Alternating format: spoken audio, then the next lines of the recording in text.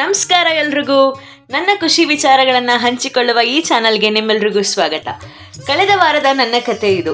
15th ನನ್ನ birthday ಇತ್ತು. ಅವತ್ತು ಸುಮಾರು ಜನ ನಂಗೆ ವಿಶ್ ಮಾಡಿದ್ರು. ಹತ್ರದವರು ನಂಗೆ ಇಷ್ಟವಾಗಿರೋದನ್ನು ಗಿಫ್ಟ್ ಮೂಲಕ ಕೊಟ್ಟಿದ್ರು. ಒಟ್ಟಿನಲ್ಲಿ ಅವತ್ತೆಲ್ಲ ಸಿಕ್ಕಾಬಡೆ ಖುಷಿಯಾಗಿದ್ದೆ. ಅದಾದಮೇಲೆ ಈ ವಾರ ಎಲ್ಲ ಏನೋ ಒಂಥರ ಚೆನ್ನಾಗಿತ್ತು. ಎಷ್ಟೇ ಅಪ್ಸ್ ಆ್ಯಂಡ್ ಡೌನ್ಸ್ ಬಂದರೂ ನಾನು ಮೋಟಿವೇಟ್ ಮಾಡ್ಕೊಳ್ತಾ ಸ್ಟ್ರಾಂಗ್ ಆಗಿದ್ದೆ. ಹೈಲೈಟ್ ಆಫ್ ದಿ ವೀಕ್ ಅಂದರೆ ನಾನು ಕಂಸಾಳೆ ಕಲಿತಾ ಇದ್ದೀನಿ. ಜನಪದ ಕಲೆಗಳಂದರೆ ನನ್ನ ಜೀವ ಅಂತಲೇ ಹೇಳ್ಬೋದು. ಅದರಲ್ಲೂ ಕಂಸಾಳೆ ನನ್ನ ಮನಸ್ಸಿಗೆ ಬಹಳ ಹತ್ತಿರವಾಗಿರುವಂಥ ಜನಪದ ಕಲೆ.